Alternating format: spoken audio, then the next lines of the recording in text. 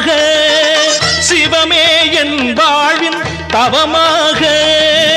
புலனைந்தும் எந்தன் வசமாக புரிந்தேனே யோகம் பணிவாக